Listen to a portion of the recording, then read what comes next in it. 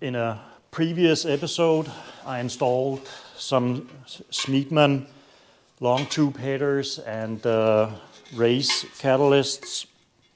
Now, the fitment wasn't all that good, so I had to kind of make an indentation here so that it could pass but under the transmission bridge. This one I'm not so proud of. I have effectively halved the diameter of the piping, and although that the headers do actually work in terms of a power increase and also a little bit of sound, this isn't really all that good, so I'll need to fix this.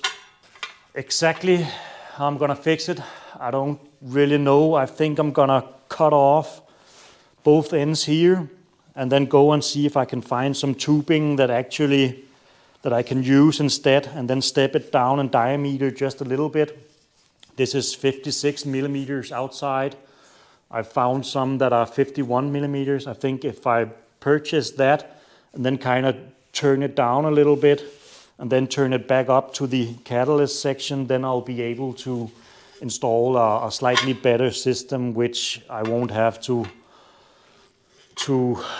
feel slightly embarrassed about how it looks. So that's what we're gonna do now, try and fix the exhaust.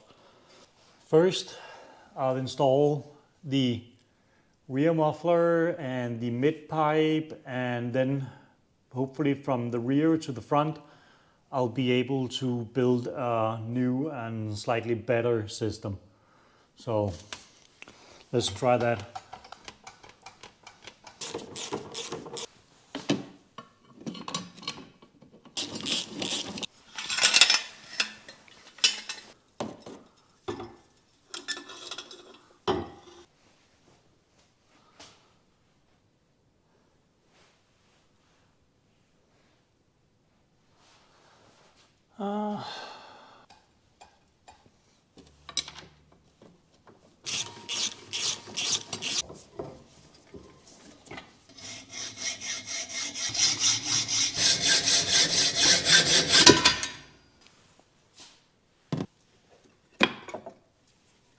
All right.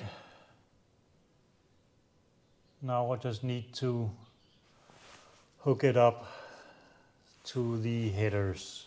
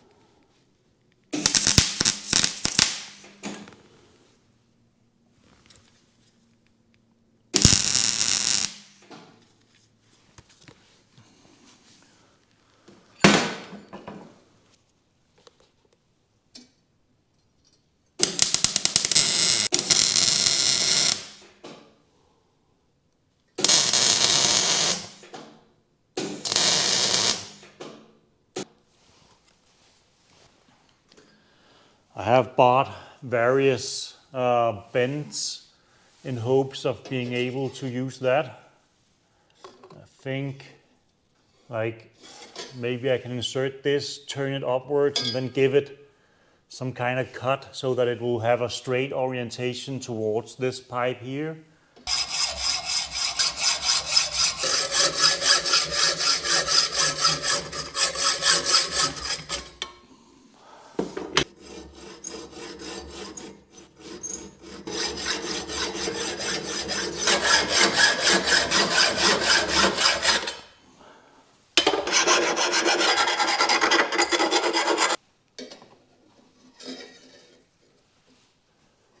It'll work. There's just enough room around here, still room up here.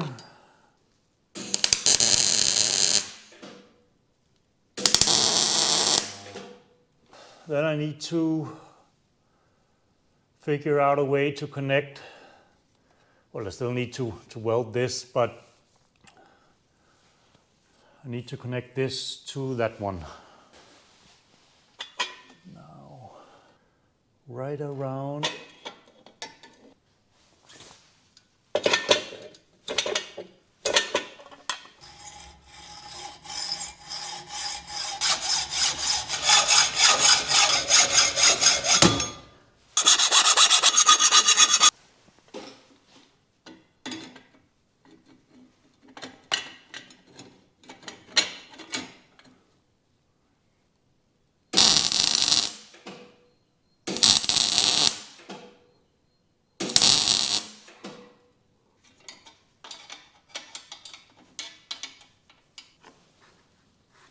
Just enough room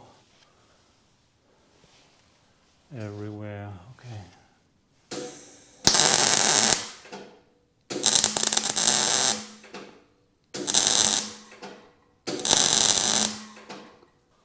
Okay. I think I can now uninstall it, fully weld it, and then have it sit as it should.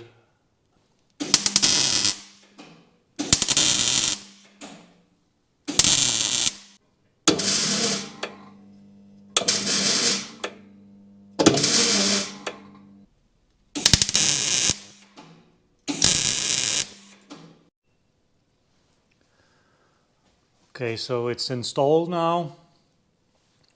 There's just enough room everywhere. There's not a lot of room up here, but maybe it's a bit hard to see, but there's enough room. This one though, other than it looks like absolute crap, it's yeah.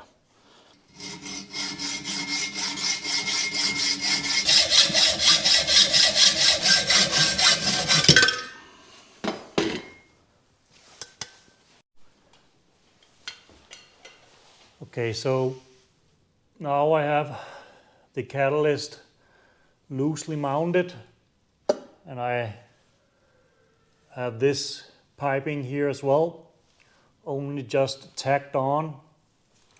Now, exactly how I'm gonna do an upwards swing and have it lying in here, that I'm not 100% sure of, but let me just show you something.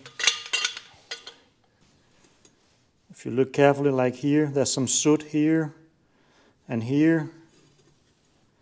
Now, this was leaking, and let me show you why. Like, ideally, you'd have it somewhere along the lines of this, but for this to actually seal, it'll be pointing upwards like that. If I pull this down and in, look at that fitment. Oh. So I'll need to do something about this as well. When I installed them, I did have to dent the heck out of them as well. And I think this one is supposed to be much closer to that one. That would help it, but it wouldn't fix it completely either.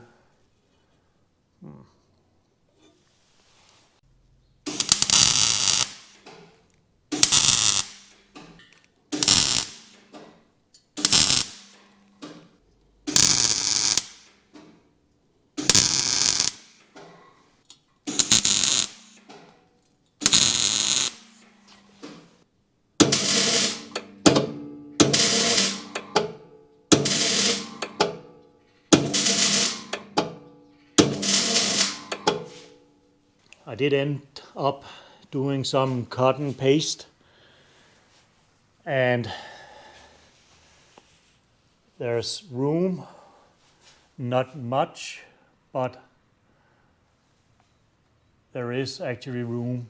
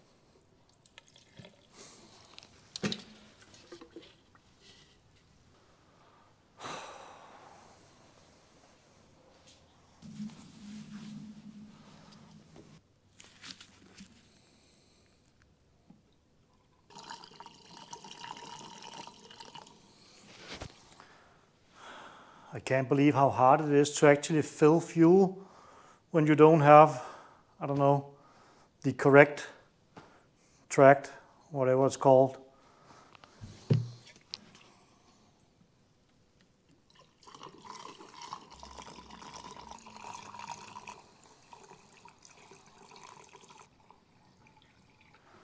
So far, no spilling, besides all the spilling that I did.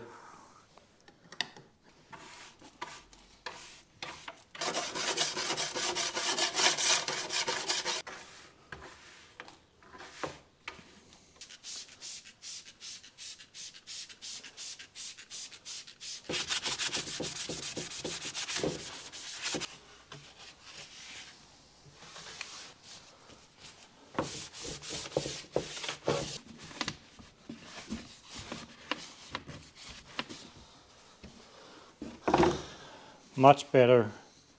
Now we'll actually be able to see if there's a leak.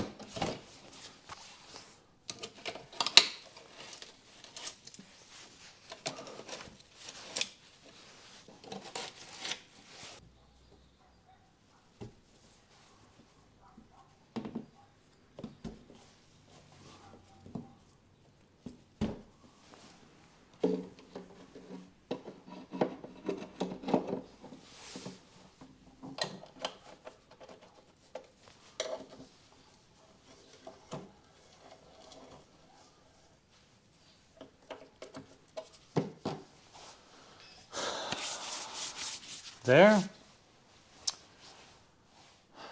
Let's take a quick tour.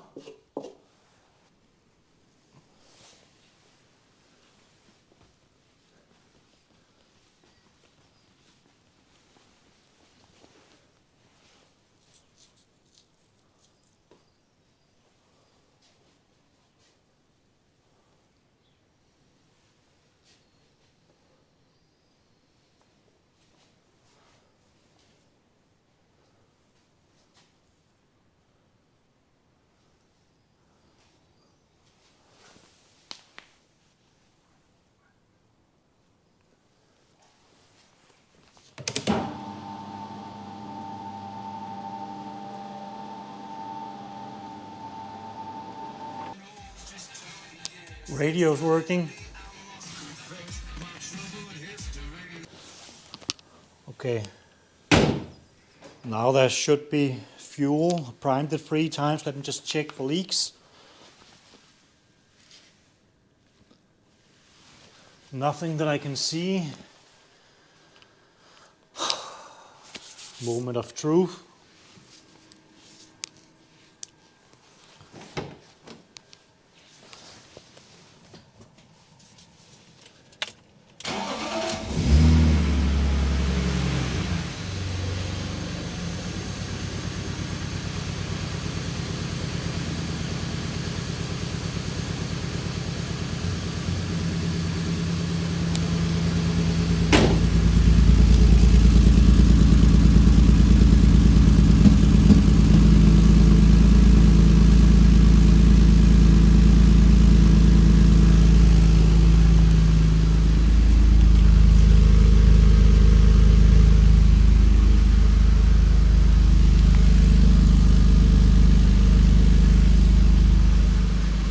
No leaks that I can see.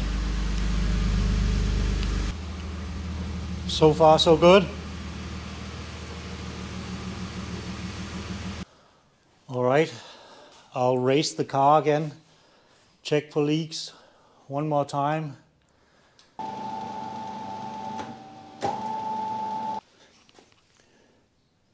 Diff seems dry. Fuel lines seem dry.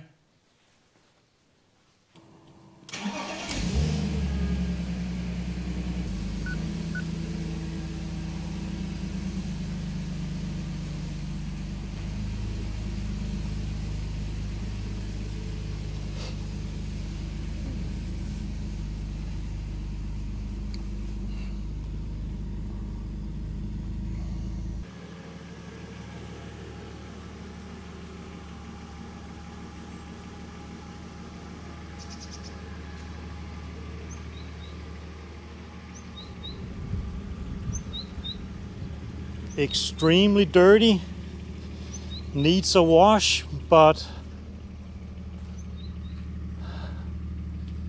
here it is.